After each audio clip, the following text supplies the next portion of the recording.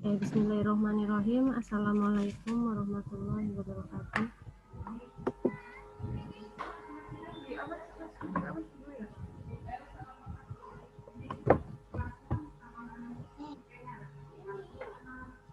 Halo, sudah siap untuk KBM?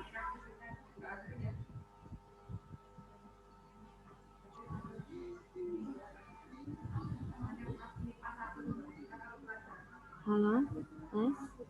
Apakah sudah siap untuk KBM?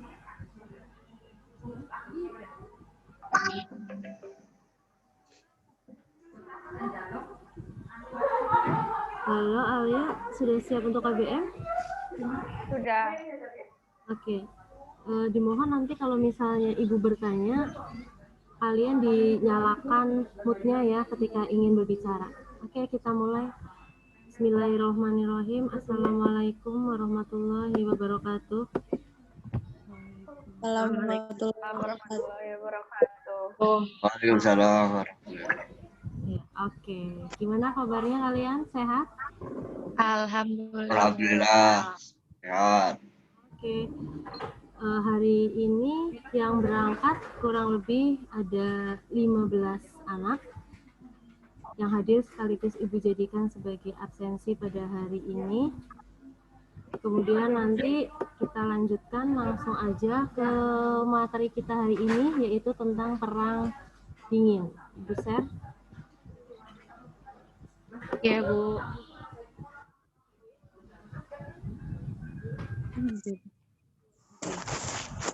Bisa terlihat tidak layarnya?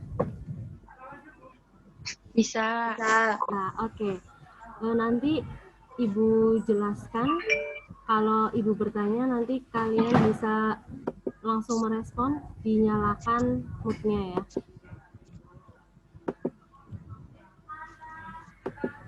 Oke, hari ini kita akan membahas tentang perang dingin. Apa aja sih yang nantinya kita akan pelajari ketika kita akan belajar tentang perang dingin?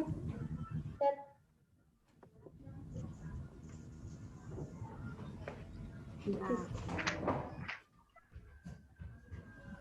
Oke, yang kita akan pelajari berkenaan dengan perang dingin, yang pertama adalah nanti ada pengertian, yang kedua adalah latar belakang, yang ketiga faktor penyebab, yang keempat ciri khusus, yang kelima adalah akhir perang dingin. Oke, sebentar saya akan mengatur ini dulu.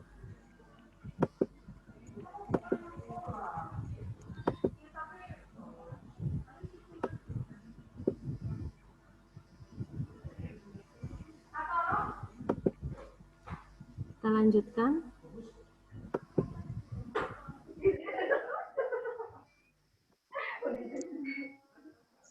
Oke, berikutnya kita akan belajar tentang latar belakang perang dingin. Kalian bisa memperhatikan background yang ada di depan, slide yang ada di depan. Latar belakang perang dingin itu dimulai ketika Perang Dunia Kedua, kemudian munculnya negara superpower. Yang ketiga adalah adanya kekuatan dunia sehingga memunculkan blok barat dan blok timur. Oke, langsung aja kita bahas satu persatu. Jadi yang namanya latar belakang perang dingin itu selalu dikaitkan dengan Perang Dunia Kedua. Kira-kira setelah Perang Dunia berakhir, negara mana sih yang menjadi pemenang Perang Dunia Kedua?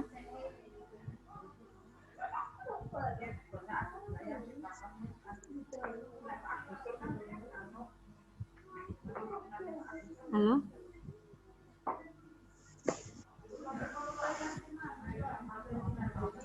Oke, kalau gitu Ibu jelaskan aja, nanti kalian baru bertanya di akhir ya.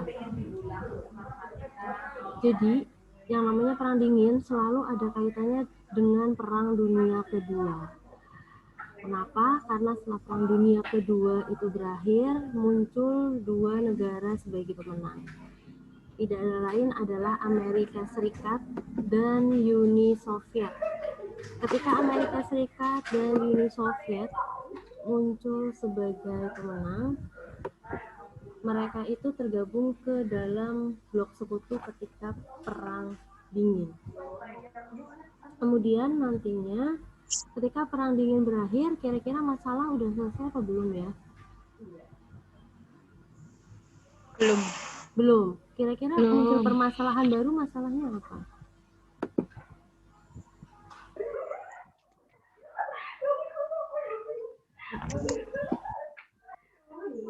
Oke, silakan bisa perwakilan menjawab salah satu. Ketika Perang Dunia Kedua sudah berakhir, memunculkan dua pemenang, Amerika Serikat dan Uni Soviet, muncul permasalahan baru. Kemudian apa permasalahannya? Perbedaan paham. Blok Barat dan Blok Timur. Blok Barat dan Blok Timur, adanya perbedaan paham. Oke. Sekarang kita simpulkan, ketika Amerika Serikat dan Uni Soviet sudah muncul sebagai pemenang, maka ada yang namanya pertentangan di antara kedua negara tersebut. Pertentangannya karena apa? Pertentangan terjadi karena adanya konflik kepentingan. Konflik kepentingannya yaitu karena mereka ingin menyebarluaskan ideologi mereka atau paham mereka ke negara-negara di berbagai dunia. Selain adanya konflik kepentingan, masalah baru yang muncul adanya perebutan kekuasaan ataupun perebutan wilayah. Jadi wilayah-wilayah yang nantinya dianggap strategis, mereka tuh udah mulai ngincer, udah mulai mata-matai wilayah mana sih yang berpeluang agar paham atau ideologi mereka itu berkembang di wilayah-wilayah tersebut. Sampai sini bisa dipahami? Bisa. Bisa. Kalau Bisa. udah nanti, oke, sip. Kita lanjutkan. Jadi suaranya kurang keras, Bu. kurang keras. Oke, saya Iya. keraskan. Oke. Nah, nanti Ya. ketika muncul permasalahan baru, dampaknya apa? Dampak dari adanya konflik kepentingan, dampak dari adanya perebutan kekuasaan adalah munculnya negara adidaya atau negara superpower. Ada dua, yaitu Amerika Serikat dan Uni Soviet. Di mana Amerika Serikat dan Uni Soviet itu nantinya memecah dunia menjadi dua bagian, yaitu bagian blok barat dan bagian blok timur. Blok barat itu dipimpin oleh Amerika Serikat dan blok timur dipimpin oleh Uni Soviet. Oke, kita lanjutkan di sini. Apa sih yang dimaksud dengan perang dingin? Jadi perang dingin itu bisa disebut juga sebagai dengan perang urat syaraf. Kenapa ya? Karena perang tersebut tidak langsung bersentuhan secara fisik, melainkan berlomba-lomba untuk mendapatkan pengaruh. Jadi yang namanya perang dingin itu bukan perang untuk pertumpahan darah, tapi perang berlomba-lomba untuk menampilkan siapa sih yang teknologinya paling canggih di antara mereka dan siapa sih yang menjadi pemenang di antara ideologi yang mereka sebarkan. Itu ideologi siapa yang paling banyak dikuasai di negara-negara lain, apakah ideologinya Amerika Serikat atau ideologinya Uni Soviet. Nah, kesimpulan dari pengertian perang dingin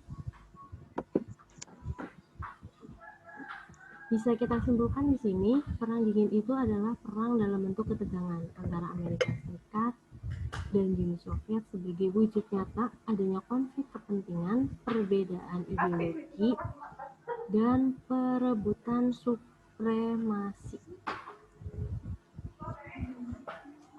Nah, nanti dari wujud nyata ini, konflik kepentingan, perbedaan ideologi, dan perebutan supremasi ataupun kekuasaan yang akhirnya menjadi pemicu terjadinya perang dingin. Di sini faktor-faktor penyebab terjadinya perang dingin. Disambil.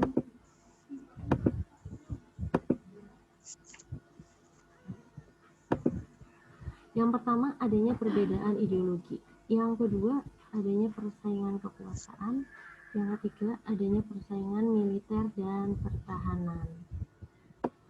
Lanjut lagi.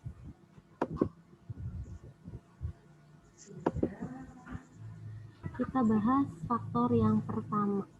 Ya, di sini Pemicu yang pertama terjadinya Perang Dingin adalah adanya perbedaan ideologi. Ketika Amerika Serikat dan Uni Soviet sudah muncul sebagai negara adik kuasa, nantinya mereka itu berkeinginan untuk menanamkan pengaruh mereka ke negara-negara lain. Pengaruhnya tentunya berupa paham atau ideologi yang mereka anut. Di Amerika Serikat sendiri, mereka itu menganut paham liberal, dan di Uni Soviet, mereka itu menganut paham komunis.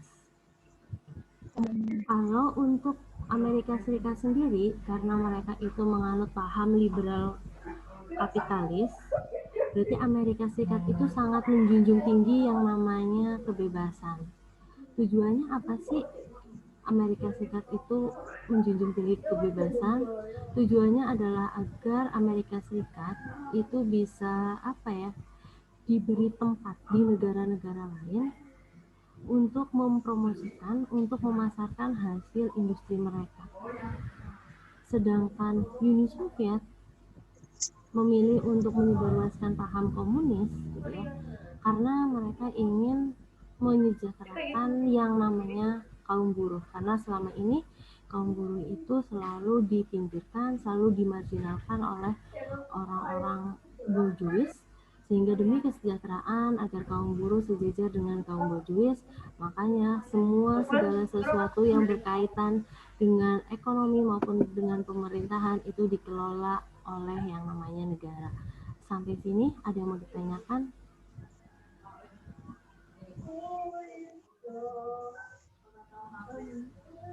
Ada yang mau ditanyakan? Tri Sekar, Aulia, jelas ya? Kalau jelas, kita lanjut yang kedua. Penyebab Perang Dingin yang kedua adalah adanya persaingan kekuasaan. Oke, jadi nanti Amerika Serikat dan Uni Soviet itu sama-sama memiliki keinginan untuk menguasai dunia. Ya, menguasai dunianya sebenarnya bukan hanya dengan ideologi, tetapi dengan cara-cara berikut. Yang pertama itu ada cara kekuatan material, dan yang kedua adalah cara kekuatan psikologi. Untuk cara kekuatan material itu sendiri, Amerika Serikat itu muncul sebagai negara kreditor. Ketika Amerika Serikat muncul sebagai negara kreditor, maka Amerika Serikat nantinya memberikan pinjaman modal kepada negara-negara yang sedang berkembang. Kalaupun negara-negara itu selain itu, Amerika Serikat juga memberikan pinjaman modal kepada negara-negara yang terkena dampak Perang Dunia Kedua. Programnya apa aja? Programnya yang pertama ada Marshall Plan, yaitu program bantuan Amerika Serikat bagi negara-negara di Eropa Barat.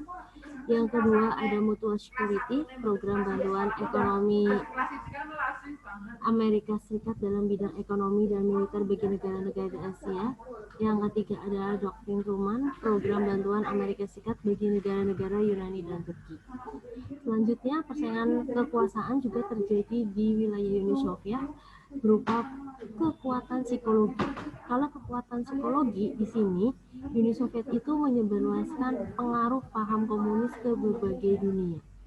Melalui apa? Melalui politik air hangatnya. Jadi Uni Soviet itu ingin menguasai dunia tidak dengan penguasaan wilayah, tetapi dengan penguasaan ideologi komunis. Dengan politik air hangatnya ini, nantinya Uni Soviet itu menjadi sebuah negara yang tertutup, ya. Makanya nggak heran kalau Uni Soviet mendapat julukan negara tirai besi. Kemudian program apa yang dijalankan oleh Uni Soviet? Program yang dijalankan oleh Uni Soviet itu adalah rencana 5 tahun untuk kesejahteraan Uni Soviet, dan bantuan ini hanya diberikan kepada negara-negara yang menganut paham komunis. Khususnya bantuan ini diberikan bagi negara-negara yang sedang memperjuangkan kemerdekaannya. Bantuannya berupa apa? Bantuannya berupa persenjataan. Kemudian lanjut, Halo, halo, halo. Oh iya, gimana? Terdengar Ahimsa suara Ibu? Halo, halo. Oke, gimana Raffi? Ada pertanyaan? Cek mic, Bu, cek mic doang. Oh, oke. Cek mic Sekarang yang juga. ketiga ya. Yang ketiga itu berkenaan dengan adanya persaingan militer dan persaingan pertahanan. Kalau kalian lihat di slide, itu ada persaingan militer berupa tabel perkembangan teknologi persenjataan dan ruang angkasa pada masa Perang Dingin yang sudah kita bahas pada pertemuan sebelumnya, berkenaan juga dengan perkembangan teknologi persenjataan pada masa Perang Dingin. Amerika Serikat dan Uni Soviet itu sama-sama ingin memperkuat kedudukan mereka di wilayah-wilayah yang mereka anggap strategis untuk menyebarluaskan ideologinya. Apa yang mereka lakukan? Yang mereka lakukan adalah berlomba-lomba untuk menciptakan persenjataan. Ya, persenjataannya berupa apa? Persenjataannya lebih berupa persenjataan nuklir dan perlengkapan militer lainnya. Nah, ternyata yang namanya perlengkapan militer aja belum cukup bila mereka tidak dibentengi, tidak dibekali oleh pertahanan yang memadai. Makanya nanti untuk selanjutnya Amerika Serikat dan Uni Soviet membentuk blok-blok aliansi atau nama lainnya adalah blok-blok pertahanan untuk menandingi blok yang satu dengan blok yang lainnya. Misalnya bisa kita lihat di sini Amerika Serikat. Ya, Amerika Serikat di sini membentuk yang namanya NATO dalam bidang pertahanan. Organisasi ini dipelopori oleh Amerika Serikat. Beberapa negara yang menjadi anggota NATO adalah Inggris, Belanda, Denmark, Norwegia, Portugal, Prancis, dan lain-lain. Tujuannya apa sih? Membendung pengaruh komunis di sebagian besar wilayah Eropa maupun wilayah dunia itu sendiri. Sebenarnya kalau misalnya kalian bisa baca yang namanya NATO ini juga nanti menjadi organisasi yang benar-benar bertujuan untuk mencari atau segala sesuatu juga yang berhubungan dengan komunis. Kemudian berikutnya adalah pembentukan Pakta Warsawa. Pakta Warsawa itu sendiri dipelopori oleh Uni Soviet. Pakta Warsawa merupakan bentuk pertahanan dan kerjasama militer antar negara-negara komunis untuk menandingi blok barat. Sebenarnya selain organisasi fakta pertahanan yang ada di depan, ada juga fakta-fakta pertahanan lainnya yang nanti bisa kalian baca sendiri di LKS. Saya akan menambahkan sedikit sebentar.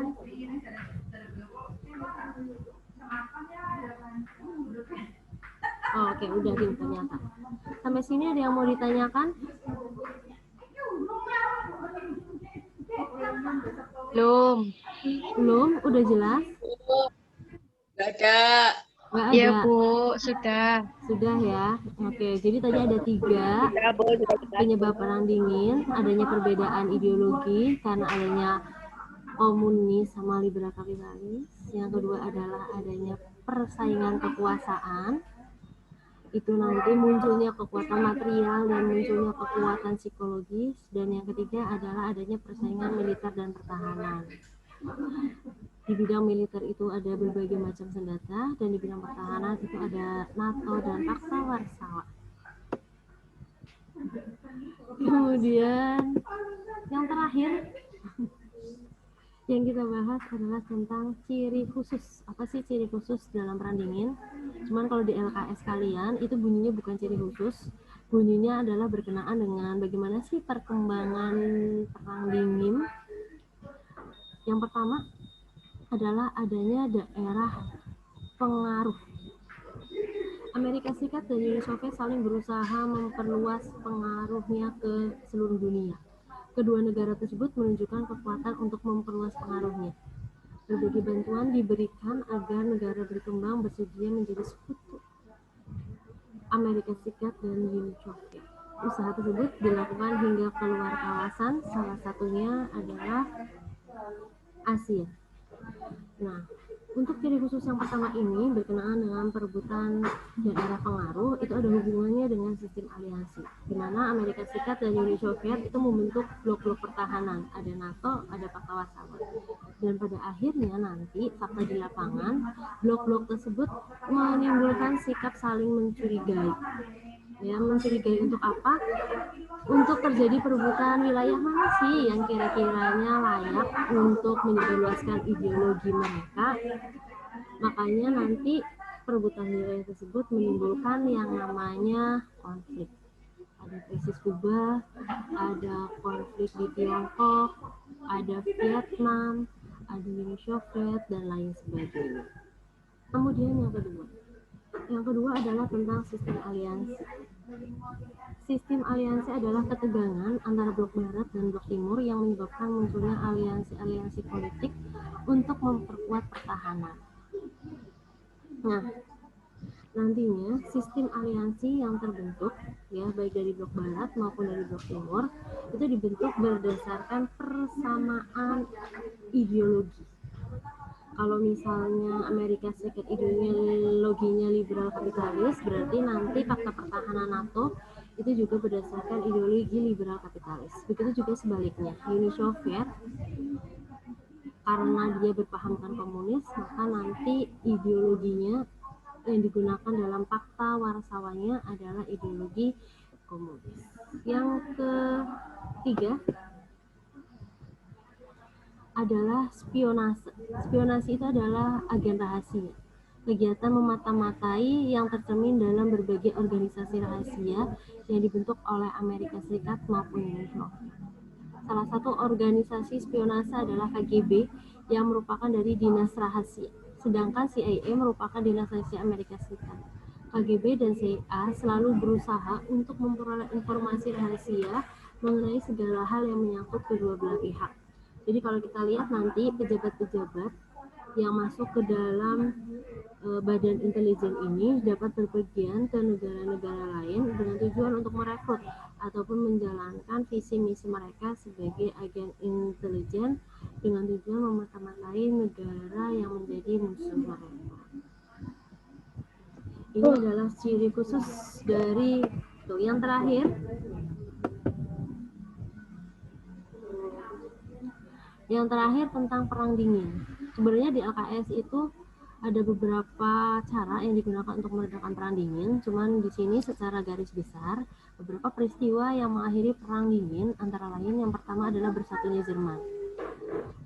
Ketika bersatunya Jerman, maka yang menandai peristiwa tersebut adalah berakhirnya tembok Berlin. Kemudian yang kedua adalah runtuhnya Uni Soviet. Ketika Uni Soviet runtuh, itu ditandai dengan adanya programnya Mikhail Gorbachev, ya, perestroika dan lain sebagainya. Dan yang terakhir, ketika perang dingin berakhir, makanya muncul Uni Soviet sebagai negara adikuasa. Gimana? Ibu udah menjelaskan dari awal sampai terakhir, walaupun dengan penjelasan yang begitu singkat, yang begitu cepat, atau mungkin malah kecepatan. Kira-kira ada pertanyaan untuk materi hari ini? Gak ada, Bu. Tidak Tidak ada. Bu. Pintar sekali ya anak-anakku. Tidak ada. Oke, kalau tidak ada nanti selebihnya materi bisa kalian pelajari sendiri. Nah, untuk Oke, siap. Tadi selesai ya, Bu? Enggak, Bu? sebentar dulu. Makan, Bu. Sebentar ya. Untuk selanjutnya di sini ada kolom tugas. Kalian bisa screenshot dulu. Itu tugas lagi, Bu. Soalnya saya belum bikin di itunya GCR-nya. Tenang aja, nggak langsung dikumpulkan hari ini. Yang penting kalian screenshot dulu. Nanti pengumumannya saya pula A. Udah di screenshot? sudah Udah. Ntar tak foto. Ya, di foto dulu. disuruh ngapain dulu screenshot dong masa Oke. foto Tugasnya adalah untuk melengkapi tabel di depan. Ekonomi Amerika depan ya, Bu. Serikat, ya. Tadi sudah menciptakan program-program mulai dari Marshall Plan, Dr. Truman Doktrin atau Doktrin Truman dan lain sebagainya. Di bidang pertahanan tadi juga udah ada, Badan Intelijen juga ada. Tinggal nambah-nambahin yang belum ada di slide PowerPoint-nya Ibu. Oke. Sampai sini bisa diterima? bisa Bu Siap, Bu. Ya, Bu. Oke, kalau sudah cukup sekian pembelajaran kita hari ini. Mudah-mudahan bisa dipahami. Alhamdulillah. Ilmunya bisa sampai ke otak. Dari tugas. Oke, itu tugasnya buat santai kapan aja. Bu Nanti saya umumkan. Katanya nggak usah terburu-buru. Iya, Bu. Ya, siap. Siap. Kan ada Bu. Oke. Makan dulu, Bu. Ya, oke. Terima kasih ya. Maaf kalau ada salah-salah kata. Ya, sama-sama. Wassalamualaikum Terima kasih warahmatullahi kembali. wabarakatuh. Assalamualaikum warahmatullahi wabarakatuh Waalaikumsalam warahmatullahi wabarakatuh. Bu Ayu. Oke, silakan ya bisa live. Biar rela.